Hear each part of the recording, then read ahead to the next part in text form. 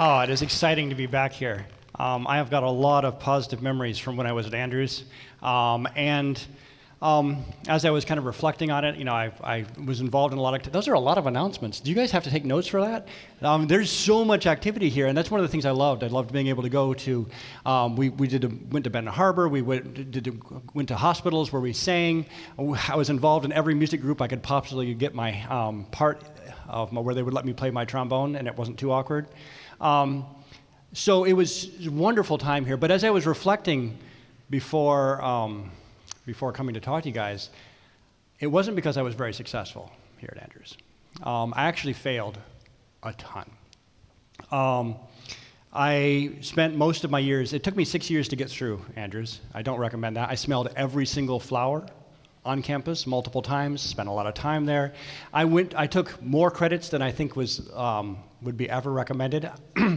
I started out as a computer science, then I went to engineering. I found social sciences and anthropology fascinating. I was political philosophy because I thought that was the cat's meow. I tried everything, and I often failed at them. I managed to pass the classes barely, but I have an issue where and I didn't really accept when I was here at Andrews, is I couldn't read very well.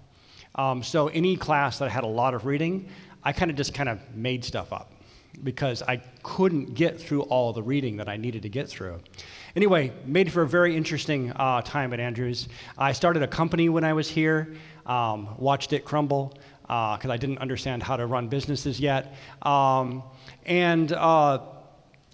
Yeah, I'm super socially awkward, but maybe everyone feels with that. But all of these challenges and failings shaped who I am.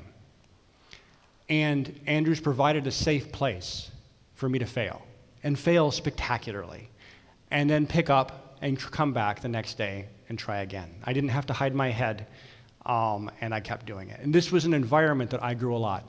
One of the things, though, that I think is really important to think about is when you fail or when you succeed, are you learning the right lessons? And how do we actually figure out what the right lessons are to learn from each of our failings?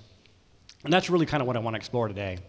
So think about, this may or may not be a personal story. I will deny it if you, economics.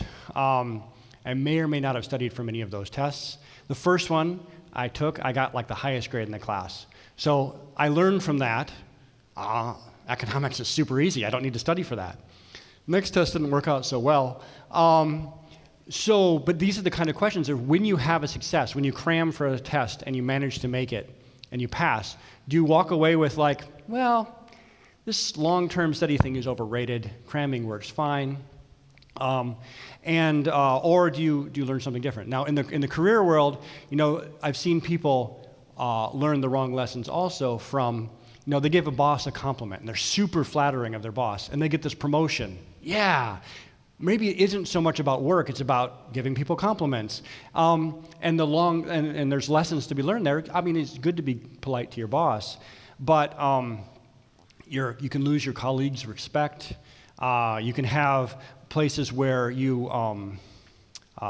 put all your eggs in one person, and when they leave, you're kind of in a tough spot. Anyway, so these are the kinds of lessons. And so when you start thinking about your lessons, I want you to start thinking about what that is. And in the meantime, I'd like to talk about pigeons, because pigeons are a fantastic place to learn about failure and success. See if I can operate this. There we are. So B.F. Skinner, anyone, behavioral psychology, anybody in that space, psychologists? Yeah, okay, so B.F. Skinner was paid during World War II to figure out how to get pigeons to drop bombs accurately on targets.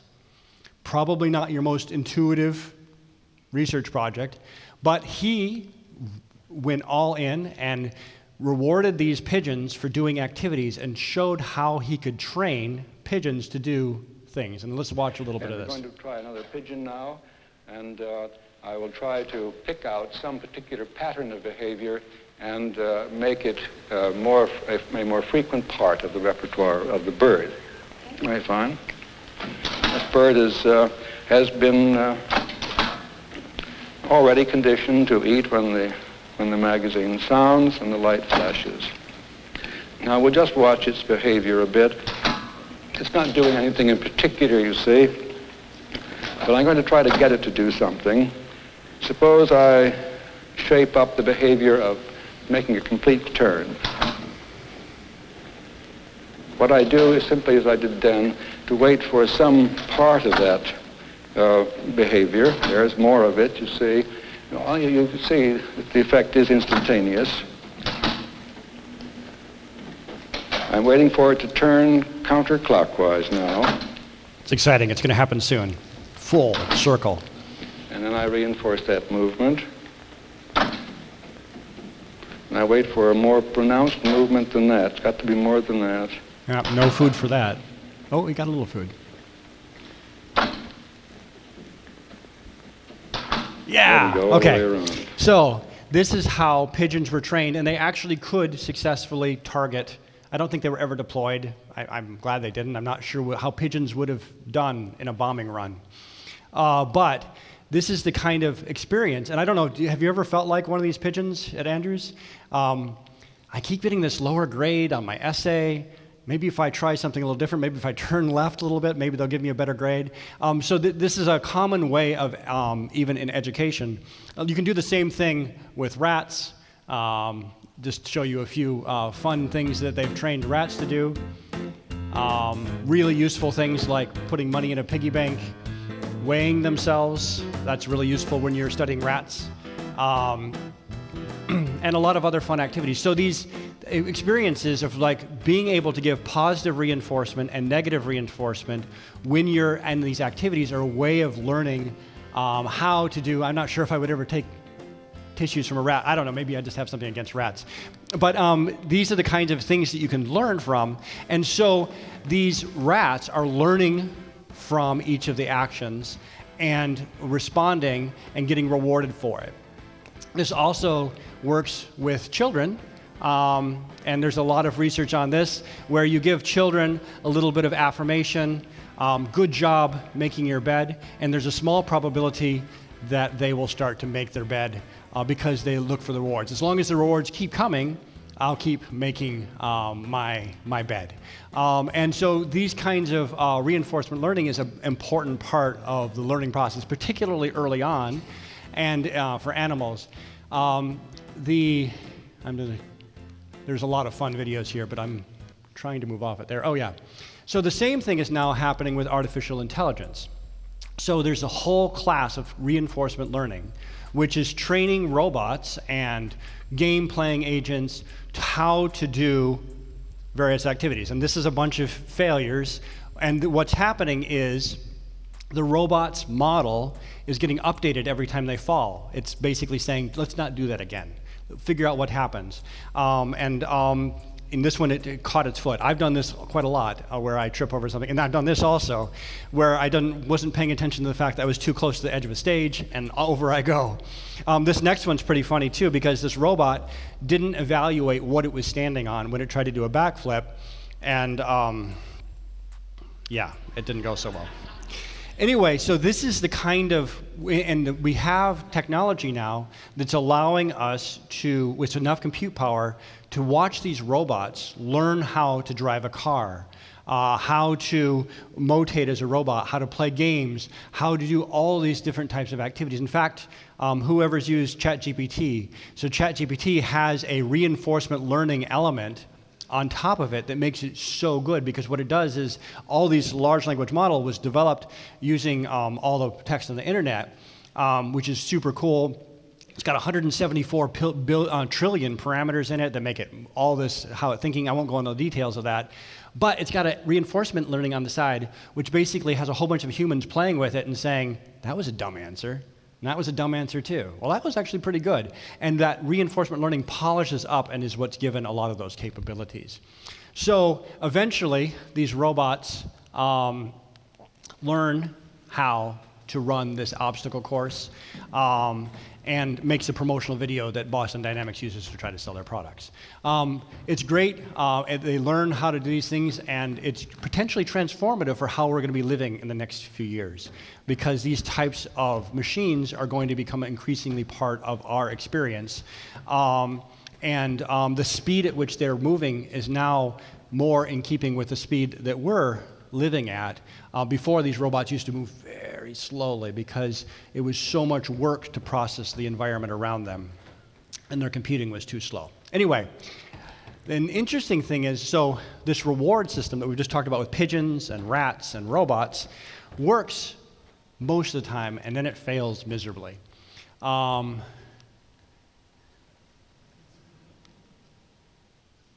So we've talked about children and their reward systems, and then this is an interesting thing.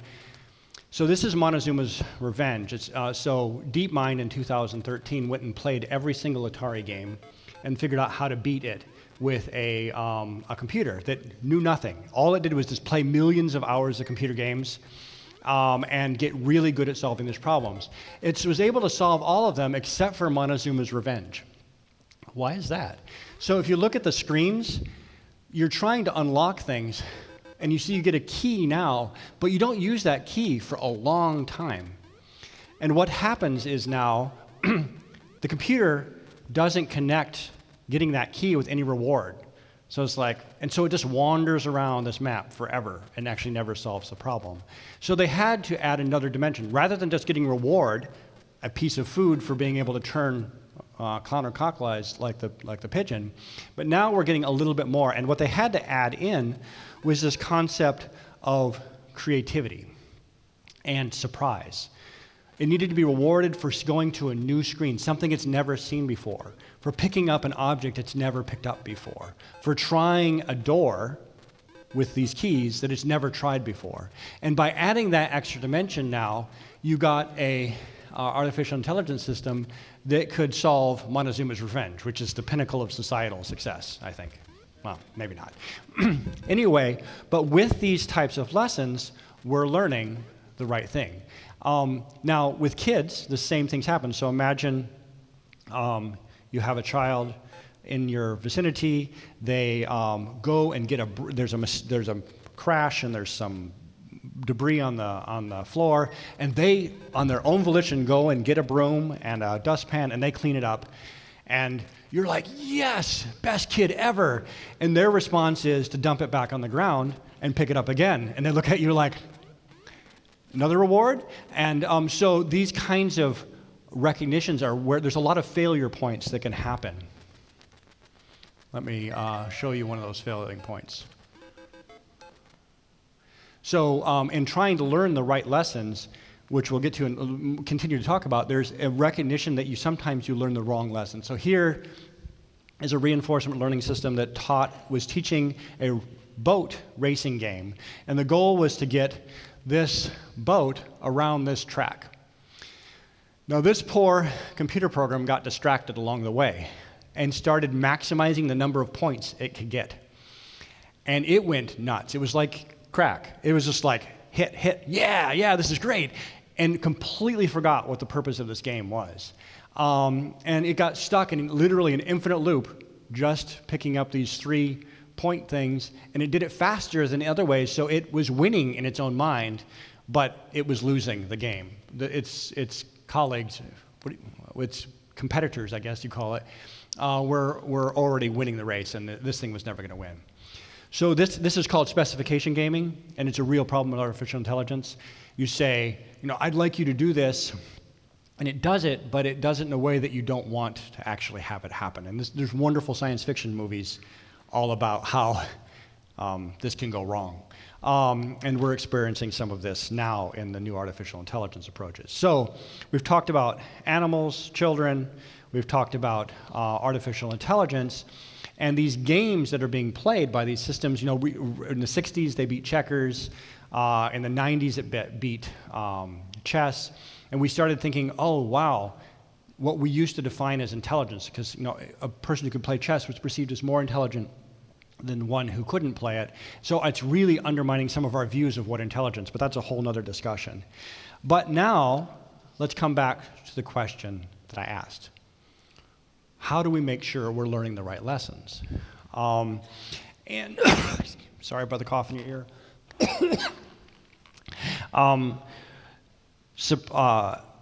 First of all, when you get new evidence, and you have a theory that you've created. I don't actually need to study for my classes. I can just cram. I'm going to be fine. You start needing to create models that challenge your favorite theory. Like, is there evidence out there that actually shows that it's not effective for me to cram? Is there any time where I failed doing this? And when you find that disconfirming evidence, that's super powerful. I used to be an intelligence analyst working for the federal government, and I had this whole class training me how to deal with these biases and how to avoid being deceived by other people and by my own self. And this was a practice of like, what do I desperately want to be true in the world? And when I write that down, that becomes my most vulnerable attack, that someone can convince me that what I want to be true is true. And this is true with our learning. I don't want to work.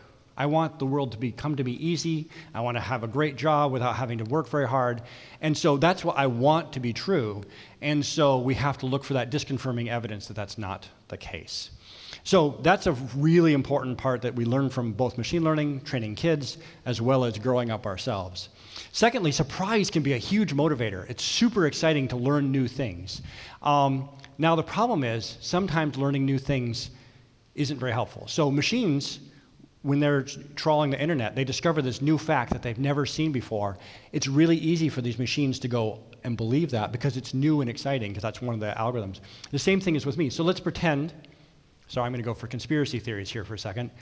The CIA planned and executed 9/11. That's shocking. Why would a country do that to its own people? And so it's super easy because of that shocking characteristic to now remember that and weight that too much when we're trying to understand how the world works. And so we have to come up with means for evaluating whether or not something is true. And how do we disprove that? And this is a really important process that we all have to follow. And the same thing is true with machines, and the same thing is true with our smarter animal friends, that they have to look for that. Surprise sometimes isn't actually right. However, surprise is something, and at least in my own personal walk with God, surprise is a way that I believe God communicates with me to get me out of my funk. You're like, that was different. That didn't happen like I expected. And I stop and I pause and say, why did that happen? Oh, maybe my life isn't on the right path right now. Maybe I need to stop and think and actually get my life priorities back in order. And so surprise is a big part of how I develop spiritually, and maybe that you've experienced this too. And these curveballs in your plan can totally change your perspective. Children, for example, when you have a child, if you choose to have one, is a giant curveball in your life because they continue throwing things at you. And it's actually scientifically shown that your brain goes through a pretty interesting plastic phase when you start having kids, because you have to update your entire models of how the world works. And so this is a really important part of development. When you throw those curveballs, your brain updates and actually is able to think through things differently. And a lot of people have a reawakening of their spiritual experience during those times of upheaval because it gives you a chance to look, and I think God uses those. Another thing is, the beautiful thing about Andrews University is you're surrounded by people who are at different stages. You've got your graduate students, you've got your freshmen, you've got people who have been here for a while, you've got professors, you've got younger professors, you've got professors with more experience, and you have an opportunity to learn a lot of new things from them and actually be able to, without making as many mistakes. Sorry, I'm really struggling here with the next slide. I have failed to advance. Can I get some help for the next slide? Maybe it's just stuck in this loop forever. So when you look at other people around you, to be able to evaluate. So maybe you have a roommate who takes amphetamines to get through cramming for a class. And you say, wow, they really seem to be able to make great advancements. They're making good progress. Maybe I should be doing that too, because I'm too tired. I have to go to bed at 10 every night because I just run out of gas. And I think that the opportunity here to look at the fruit that they are producing. And with being at Andrews, you can see people at different stages of their lives, and you can see the fruit from 10 years ago, and you can hear their stories, and that's an incredible opportunity to maximize your learning. Learning from others is just a whole new area of reinforcement learning, where you can actually have a robot watch you sit down and watch you move and watch you dance, and once it can actually learn much faster by watching you do those things and be able to jumpstart its abilities. I think Andrews is an environment for you to do that, and taking advantage of that is an incredible way of speeding up your learning. And then the last thing, well, not the last thing, I've got a few more points. Uncertainty. Factoring in uncertainty is a really important characteristic. So a robot is moving across the ground, it sees what it thinks is a cat, it slows down. It takes time to process, is that a cat? Oh no, it's not a cat, it's a picture of a cat. So it can keep going, moving without worry about running over the poor cat's tail. This kind of recognizing when you're not certain and saying, I am not confident this is a true statement. I'm going to slow down, I'm going to stop, I'm going to double check things, I'm going to consult with others, is a good way to make sure we maximize and we start to learn the right lessons from what we've done. Biblically, it's really fascinating to think about, like if you look at what happened is described in Genesis and Exodus and Leviticus, you learn that striking your parents is bad. I believe that's still true.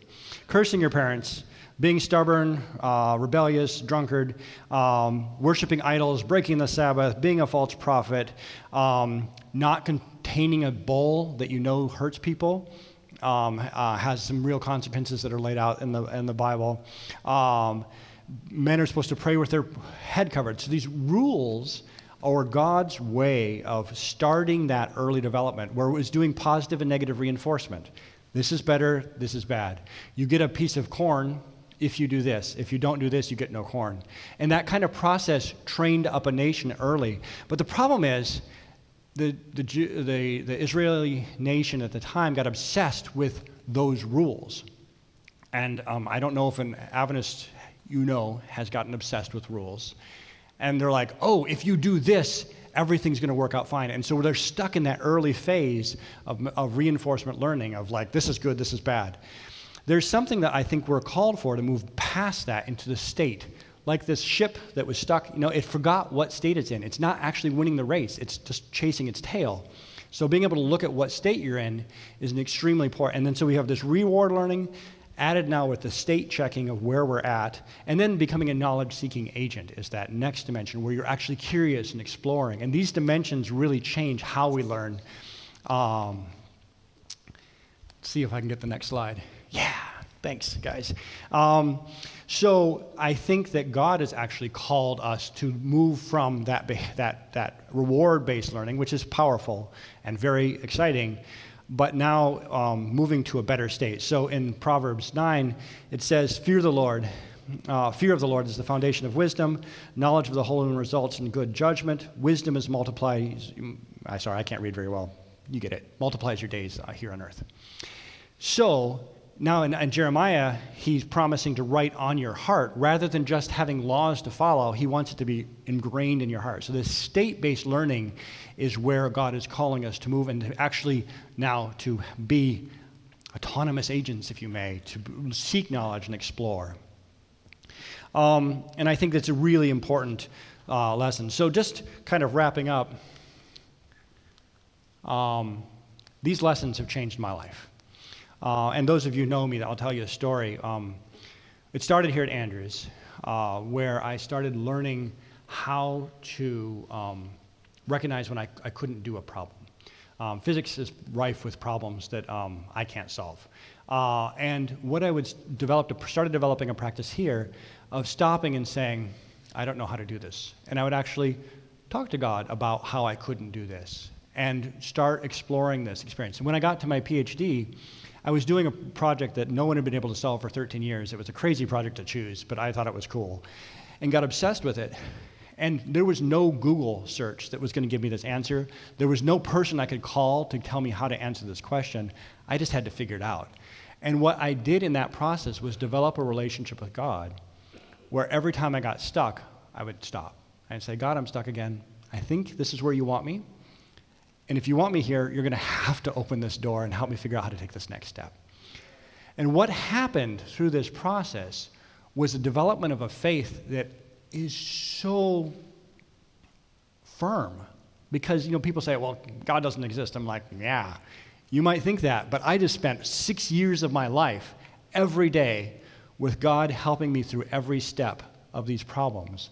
And now when I'm into management and working for the government and working for a private sector, I use this practice.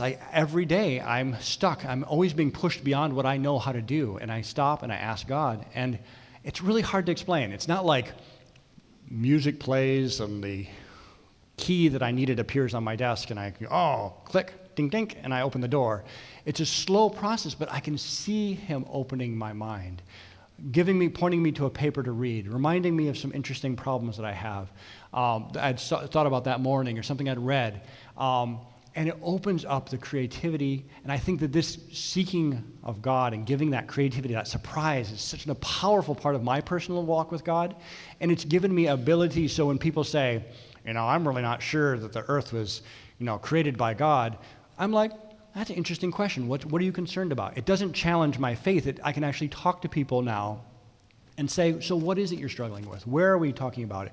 And it gives me an entirely different perspective because my faith is based on personal experience over and over and over. And to me, this is where I started at Andrews to learn this, and it's transformed my life to be able to learn the right lessons from the failing, pick up those experiences, and be able to open up to a future that is really exciting and really full of possibilities and has completely made life an entirely exciting adventure for myself.